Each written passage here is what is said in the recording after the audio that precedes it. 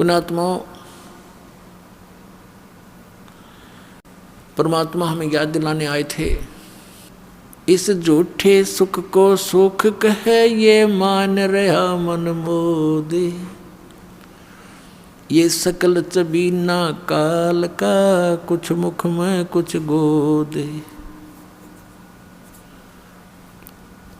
परमात्मा बताते हैं कि झूठे सुख को भी आप सुख मान रहे हो, और ये यहाँ सब काल का आहार है, कुछ मुख में है कुछ गोदी में। अब परमात्मा ने बताया कि जिसको तुम परमात्मा मान रहे हो, परमेश्वर कबीर जी कहा करते थे कि जिसको तुम भगवान मानते हो ये भगवान नहीं है। श्रीमद् भगवत गीता अध्याय नंबर 15 के श्लोक नंबर 1 से 4 में, 16 और 17 में इस अध्यात्म मार्ग का बहुत सा ज्ञान सुलझाया है। अपने आत्माओं, ये जो तत्व ज्ञान रूपी जड़ी दास आपको दे रहा है, सत्संग सुना रहा है, इसी के आधार से यह पुस्तक बनी है। पहले भक्ति सौदागर को संदेश बनाया था 2 भागों में, फिर उसी को एज इट इज है वो नाम बदलना पड़ा, क्योंकि भक्ति सौदागर पुस्तक को सुनकर ये नकली डेरे वाले बिदकन लग गए कि यह पुस्तक नहीं लेनी है, ये पुस्तक नहीं लेनी है, तो बच्चा नाम बदल लिया कि अपनी जड़ी ये पहुँच जा भक्ता के तक।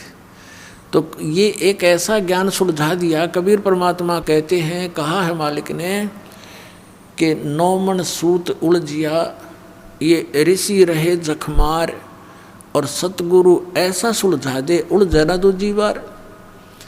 अब ये ज्ञान ऐसा सुलझा दिया, इस कलयुग में नहीं उलझेगा। भक्ति करेंगे सभी करेंगे, अब सदियों तक चलेगा ये भक्ति मार्ग, पूरे विश्व में जाएगा ये तत्व ज्ञान। सबको जरूरत है परमात्मा की, क्योंकि जब राजा भी दुखी होता है वो संतों के पास जाता है और संतों से अपने राज्य में सुख की चाह करता है। वो संत क्या है, वो भी भगवान की भक्ति करके कुछ बैटरी चार्ज कर रहा है। हम सीधे उसी परमात्मा से, उसी भगवान के उस पंप के पास खड़े हैं जो हमारे अंदर सब में हवा भर रहा है। तो इस प्रकार हम सीधे ही उस भगवान की शरण में आगे हैं, जिससे राजा भी अपने सुख की कामना करता है। तो आज हम उससे लाभ प्राप्त करेंगे और मोक्ष भी प्राप्त करेंगे। आगे चल करके बहुत समय बाद, ये हजारों वर्षों तक रहेगी, ये सत्य भक्ति का ज्ञान भी चलेगा और सभी भगवान को चाहने वाले व्यक्तियां भक्ति करा करेंगे। कोई भी व्यक्ति विकारी नहीं रहेगा, क्योंकि तम्बाकू, शराब, मांस ये मनुष्य का सबसे बड़ा शत्रु है। ये कति मूल नाश होगा, इसका देख लेना कुछ दिनों। और जो ये बकवाद हमने कोठी बनाई, बंगले बनाने में सारा जीवन बर्बाद कर दिया रिश्वत ले लेकर। अपने आत्माओं, जब जजों तक के ऊपर उंगली उठ रही है कि ये रिश्वत लेकर के अन्याय करते हैं, तो अंतालिया कति मानवता का नाश हो चुका है। राजनेताओं का देख लो, मंत्री और मुख्यमंत्री, इन बड़े बड़े सेंटर के मंत्रियों के ऊपर वो जेलों में पड़े हैं। झूठे सच्चे तो समय आने पर पता लगेगा। तो यदि ये सच है तो क्या जीवन है जीव का? कहाँ जाए गरीब जनता जब हमारे रक्षक ही भक्षक बन बैठे हैं?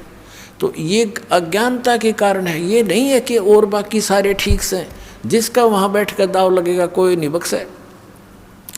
कोई का मतलब है कि अधिकतर हो चुके हैं, बहुतायत हो चुकी है ऐसे हमारे, लेकिन मिथ्या नहीं होते।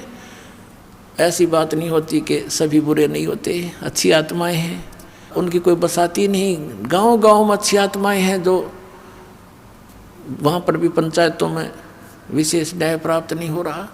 अच्छी आत्मा वहाँ भी रोती है कि अब क्या करें, सब जगह बात बिगड़ चुकी है। तो अब ऐसी स्थिति आवेगी कि प्रभुता की भूख खत्म होगी। समय लगेगा, थोड़ा सा होगा इस ज्ञान से ही, और बहुत ज़्यादा समय भी नहीं लगेगा, बहुत शीघ्र होगा, क्योंकि ये प्रचार बहुत अच्छी तरह हो रहा है। अपने आत्मा इस अच्छे मार्ग में एक ये दास है जो सत्य बता रहा है इस दास को छोड़कर जितने भी संत हैं या पंथ हैं वो अध्यात्म मार्ग से परिचित नहीं, उनके पास ये सत्य साधना नहीं, तत्व ज्ञान नहीं। अब जैसे पुण्यात्मा कितना ही अच्छा हॉस्पिटल हो और कितना ही नेक डॉक्टर बैठा हो बोलन में चालन में, लेकिन उसके पास ट्रीटमेंट उस रोग का है नहीं तो खाक है वो हॉस्पिटल, और खा क्या है वो डॉक्टर। फिर कितना अच्छा हो, कितना अच्छा बोलता हो, उसने क्या करेंगे हम। तो कहने का भाव ये है कि ये जो जड़ी है जन्म और मरण के रोग का नाश करने की, ये सतनाम है।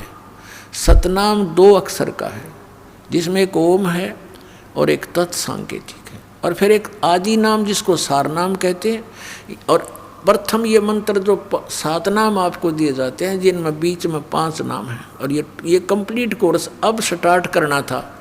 परमात्मा ने कहा था कबीर साहब ने धर्मदास जी से कि धर्मदास तो 1,00,000 दुहाई, और ये सार शब्द की दबार न जाई।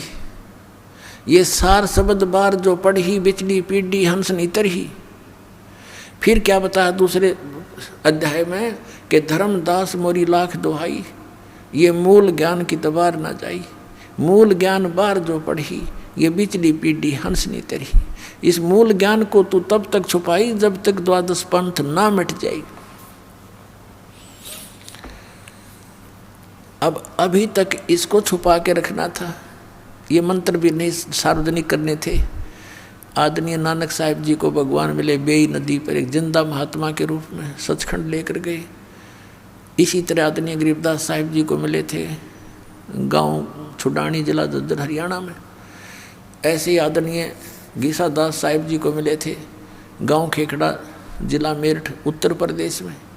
ऐसे आदरणीय दादू साहिब जी को मिले थे, ऐसे आदरणीय मरुगदास जी को मिले थे, ऐसे ही आदरणीय धर्मदास साहिब जी को मिले थे जिंदा महात्मा के रूप में। इनको सचखंड लेकर गए थे, फिर इनको वापस छोड़ा था, और इन सबको कह दिया था कि अभी इस सतनाम का तुम तो जाप करो, लेकिन अभी किसी को बताना नहीं। आप जी को दिखाया था कि भाई बाल्य वाली जन्म साखी में, समुद्र की साखी में आदरणीय नानक साहिब जी स्वयं तो उस 2 अक्षर के मंत्र सतनाम का जाप कर रहे थे, लेकिन अपने शिष्य बाला और मर्दाना को कहा था तुम तो वाहे गुरु जपो। अब क्यों कहा था? क्योंकि आदेश था परमात्मा का कि ये पुण्यात्मा हैं। जैसे उन महापुरुषों ने 5 नाम स्टार्ट किए थे नानक साहिब जी ने, फिर आगे चलकर प्रत्येक धर्म के लोग जो अपने सोच से उनको छोड़ देते हैं, क्योंकि ये 500 नाम इन हमारे कमलों के अंदर प्रधान विराजमान हैं। जैसे मूल कमल में गणेश जी, और जैसे स्वाद चक्र में सावित्री वर्मा जी, नाभि कमल में विष्णु और लक्ष्मी जी, हृदय कमल में शिव और पार्वती जी, कंठ कमल में दुर्गा जी, ऐसे ये 5 नाम हैं। तो इन सब ने यूँ सोचा भी हमारे गुरुजी तो बात तो करते हैं सचखंड सतलोक की बताते थे वो तो, और तुम इन देवताओं की पूजाएं बताते हो। तो फिर उन्होंने इन पूजाओं को त्याग दिया, और फिर केवल एक जो नानक साहब ने कहा था वाहे गुरु जाप करो। एक ओंकार कर्ता पुरुष निर्भव, ये पूरा सतनाम, ये महिमा है भगवान की। जैसे गायत्री मंत्र बना रखा है हिंदुओं ने, वैसे तो उसके सामने ओम मंत्र नहीं लगाना चाहिए, क्योंकि ये यजुर्वेद अध्याय नंबर 36 का मंत्र 3 है, इसमें ओम नहीं लगा है। इन्होंने अपनी सोच से जैसा बना रखा है। अब विषय दूसरा, इसलिए यहाँ आगे नहीं बढ़ाएंगे इसको। तो वहाँ नानक साहिब जी स्वयं तो वो सतनाम का जाप कर रहे हैं और शिष्यों को बना कर रहे हैं, और साथ में सार्वजनिक भी कर दिया कि कोई आने वाला इस समय के लिए कि हमें फिर पहचान जाएंगे कौन सा मंत्र है वो 2 अक्षर का, और जिससे मोक्ष हो सकता है। और उस समय क्यों किस कारण से ये नहीं दिया गया सिख समाज में, और अब ये दास बताएगा वो सब कारण, सब रीज़न, क्योंकि इस दास को परमात्मा ने भेजा ही इस उद्देश्य से है कि इस समय में सबको वो ज्ञान गूढ़ बताऊं जो परमात्मा के बच्चों ने उन महापुरुषों ने अभी तक छुपा कर अपने घर में दबा जरूर दिया, अपने अमृतवाणी में छुपा लिख रखा सबने। जैसे आदरणीय नानक साहिब जी ने प्राण संग्रही बनाई थी एक पुस्तक, और उसको सिंगल द्वीप के राजा शिवनाभ से कह दिया था कि ये मेरा शरीर समझ लेना, मैं आपका गुरु हूँ। गुरु को कितना आदरणीय रखा जाता है, तो ये मेरा शरीर समझ लेना, जो मैं प्राण संग्रही यानी एक ग्रंथ लिखकर आपको दे रहा हूँ, जिसके अंदर सारा भेद था। ये 2 मंत्र का अक्षर का मंत्र भी उसमें क्लियर लिखा था, उसकी वे ऑफ वर्शिप भी लिखी थी। तो 5वें गुरु अर्जुन देव जी को जब लगे ग्रंथ साहब की ये सब वाणियों को इकट्ठा करके जल्द बनाने में, ये ग्रंथ साहब बनाने लगे, तो वो भी देखा उन्होंने मंगा करके शिवनाभ राजा से, लेकिन उसके अंदर वो मंत्र जाप था 2 अक्षर का, जिसको समुद्र की साखी में नानक साहिब जी जाप कर रहे थे, और मर्दाना ने भी वो गलती से जाप करना शुरू कर दिया था, वो डूबने लगा था। और नानक साहिब जी ने कहा था कि मर्दाना तो मेरी नकल ना करे, मेरी करनी ना देख, मेरे वचन की बात पालना कर रहे। तो उस डर से उन अर्जुन देव जी ने सोचा कि कहीं ये मंत्र गुरु ग्रंथ साहिब में आ गया और सिख समाज इसको जाप करने लग गया, तो गुरु जी की आज्ञा की अवहेलना होने से पापी बन जाएंगे और इनको हानि हो जाएगी, जैसे मर्दाना को हो रही थी। इसलिए उन्होंने उस प्राण संग्रही को पढ़ा जरूर इस उद्देश्य से कि इसमें रखें ग्रंथ साहिब के अंदर, लेकिन इस कारण से उन्होंने उसको जल प्रवाह कर दिया। फिर भी परमात्मा की लीला देखो, एक साधु में प्रेरणा की, अर्जुन देव जी से उसने करबद्ध होकर दया करी, महाराज ऐसे अनमोल रतन को ना डालो, इसमें क्या लिखा है कि ये मेरा शरीर है और मैं इसको छुपा के रख लूँगा, किसी को नहीं बताऊँगा, मैं पढ़ लिया करूँगा, मुझे आनंद आता है। तब वो रहम आ गया, मालिक की दया थी भाभी, वो बचा ली प्राण संग्रही। उसके 160 अध्याय बताए हैं, लेकिन अभी तक वो 80 ही प्रकाशित की गई है, 80 फिर भी छोड़ दी गई। अब फिर उधर से परमात्मा को मालूम था कि इतना लंबे समय में कोई ना कोई गलती काल करवा देगा हमारे बच्चों से। आदरणीय गरीबदास साहिब जी को भेजा और उसको सचखंड लेकर गए, फिर उनको वापस छोड़ा और पूरा वो ज्ञान कंप्लीट और भेज दिया। दे करके वो मंत्र भी क्लियर लिख दिया, राम नाम जप कर थर होई, ओम सोहम मंत्र दोई, ओम सोहम मंत्र जपिए, योग युगतिया धूनी तपिए। आदरणीय गीसादास साहिब जी ने कहा कि ओम सोहम जप ले भाई, राम नाम की यही कमाई। ऐसे नानक साहिब ने वो आपके समक्ष ही है। तो ये इस मंत्र का अगर अब डिस्क्लोज तो करना ही करना है, क्योंकि हमने पुस्तकों में भी छाप रखा है, लेकिन इसकी विधि नहीं बता सकते हम ऐसे किसी को, और विधि के बिना उसका यूजलेस नहीं, फिर अधिकारी से लिए बिना भी इसका कोई लाभ नहीं। एक अपॉइंटमेंट लेटर है और उसी भाषा को कोई लिख ले और अधिकारी के दस्तक होना और वो अपने दस्तक कर दे तो यूजलेस है, करें रो दस्तक, वो तो अधिकारी से ही होंगे साइन उसके, तभी उसकी वैल्यू बनेगी। तो ये दास अधिकारी है, इससे ये मंत्र प्राप्त होगा तो आपको लाभ होगा। फिर क्या बताते हैं, सो हम शब्द हम जग में लाए, सार शब्द हम गुप्त छुपाए। जैसे इन महापुरुषों की वाणी में है कि जो वास्तविक मंत्र है वो तुम्हारे इन 52 अक्षरों में लिखा नहीं। इन अक्षर ज्ञान जो तुम्हारे ग्रंथ हैं, वेद हैं, गीता है, पुराण है, कुरान है, बाइबल है, कहता है इन 52 अक्षरों में वो मंत्र नहीं है, क्योंकि ये सोहम मंत्र परमेश्वर स्वयं आए कबीर साहब कलयुग में तब प्रकट किया, उससे पहले किसी भी ग्रंथ में ये सोहम नाम नहीं है। सोहम शब्द हम जग में लाए, सार शब्द हम गुप्त छुपाए। धर्मदास मेरी लाख दुहाई, सार शब्द की दबार न जाई। सार शब्द बाहर जो पढ़ी, बिचली पीढ़ी हंसनी तरही। इन काल के दूता का भी मंत्र हाथ लग जाता 2 अक्षर का। आज ये सबसे बड़ा काल का षड्यंत्र राधा स्वामी पंथ और इनके गुरु 5 नाम देते हैं, 5 नाम काल के जानो, जब दानी मन शंका आनो। सतनाम और आदि नाम उनसे अलग हैं, वो उनको पता नहीं। तो है पूरा काल का जालियो, भ्रमित कर दिया करोड़ों जीवों को, भोली आत्माओं को। उन्होंने विश्वास किया कि परम धनी होंगे और वह भूत बन के बुक्की में बोल रहे शिवदयाल राधा स्वामी पंथ का प्रवर्तक अपनी शिष्या बुक्की में भूत बनकर सारी क्रियाएं प्रेत वाली कर रहा है। हो गया मुक्त, चला गया राधा स्वामी लोक में। लोग सब तो उत्ते साडा राधा स्वामी लोक है, और राधा स्वामी लोक तो बुक्की था फिर, जिसमें शिवजाल बोल रहा था। उनके जीवन चरित्र में लिखा है कि शिवजाल जी बुक्की माँ करके सब बोला करता था, हुक्का भी पीने लग गया, फिर रोटी भी खाने लग गया बुक्की बहन के माध्यम से। और लेखक भी उसका आगे हाथ जोड़ता बुक्की का, आग में बैठे भूत के सामने कि कुछ लाभ कुछ मार्ग बताओ। बता दिया मार्ग, आप भी प्रेत और सारे प्रेत बनवाऊंगा बनेंगे। तो कहने का भाव ये है कि ये यदि ये मंत्र जैसे एक शिवदयाल जी राधा स्वामी पंथ के शिवदयाल जी हुए जिन आगरा से, जो इस पंथ के प्रवर्तक माने जाते हैं, उन्हीं का शिष्य हुए जयमल सिंह जी।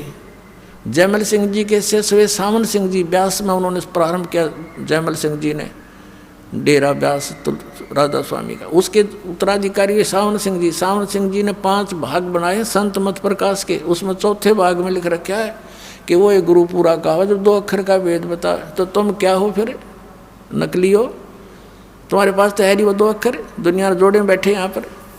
तो इस प्रकार पुण्यात्माओं ये 2 अक्षर का भेद बतानी है। ये उदास है परमात्मा के भेजा हुआ।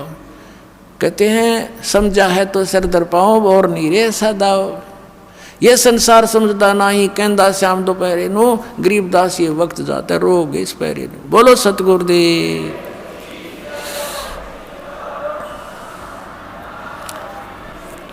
परम पिता परमात्मा पूर्ण ब्रह्म सारी सृष्टि के रचनहार कुल मालिक कबीर परमेश्वर जी की असीम कृपा से है आप जी ये सत्संग सुन रहे हैं। परमात्मा की असीम कृपा से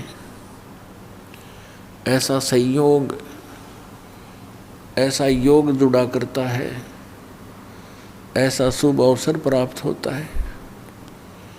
मानुष जन्म, फिर पूरे संत की शरण, पूर्ण परमात्मा की शरण, ये असंख्य युगों के बाद ये संयोग जुड़ा करते हैं जो आज आप जी को वो समय प्राप्त है। पुण्यात्माओं, डॉक्टर को ज्ञान होता है कि पेशेंट को कितनी राहत मिल रही है। डॉक्टर कहता है कि आपका सौभाग्य है आप समय पर पहुंच गए, अन्यथा ये रोग भयंकर हो जाता। यदि और परमात्मा 100 वर्ष लेट कर देते तो ये भयंकर रोग हो जाता। पृथ्वी से परमात्मा का नामो निशान मिट जाता। पूरा विश्व चीन जैसा नास्तिक हो जाता। तो पुण्यात्मा अब ये पुनः भक्ति एक बार फिर से मानो समाज में प्रवेश होगी। परमात्मा की असीम रजा से ये समय आप जी को प्राप्त हुआ है। परमात्मा कौन है, वो कैसा है, और वो किस स्थान पर रहता है, या उसका कोई स्थान विशेष है ही नहीं, जैसा कि निराकार कहा जाता था। परमात्मा की हमें आवश्यकता किस लिए है, हम क्यों खोज रहे हैं, क्यों हम पहाड़ों पर कठिन कठिन जंगलों में भयंकर बियाबान में भटक रहे हैं, कहीं गुफाओं में बैठे हैं, पता नहीं कहाँ कहाँ ऊंची पहाड़ियों पर परमात्मा की खोज कर रहे हैं। तो उसकी आवश्यकता क्या है, और यदि परमात्मा की हम आवश्यकता महसूस करते हैं तो वो मिले कैसे। इन सभी प्रश्नों का उत्तर आज से 600 वर्ष पहले परमात्मा कबीर जी स्वयं बता कर गए थे, लेकिन हम अपने पिता के उस रहस्य को समझ नहीं सके। क्योंकि हम बालक बुद्धि के थे, हम अज्ञान सुना करते थे।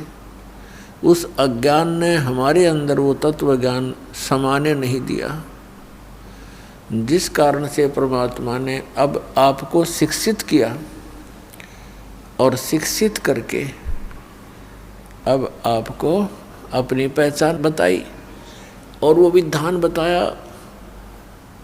परमात्मा पाने का वो भक्ति मंत्र आपके समक्ष रूबरू करवा दिया।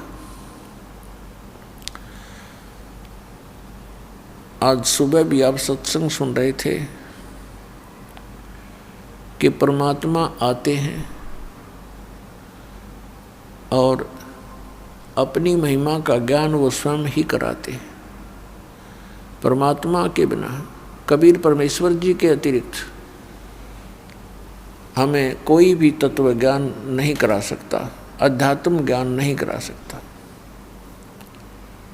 सांसारिक रोजगार के लिए तो बहुत से ट्रेनिंग सेंटर मिल जाएंगे और वो उस सत्र के तो सही होंगे, लेकिन परमात्मा पाने के आपको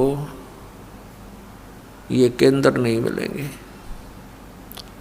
और जिन केंद्रों को, जिन संतों को, सत्संग और पंथों को ये भोली आत्माएं परमात्मा मिलाने वाले वो केंद्र मान कर गए, वो सब नकली थे, डुप्लीकेट थे।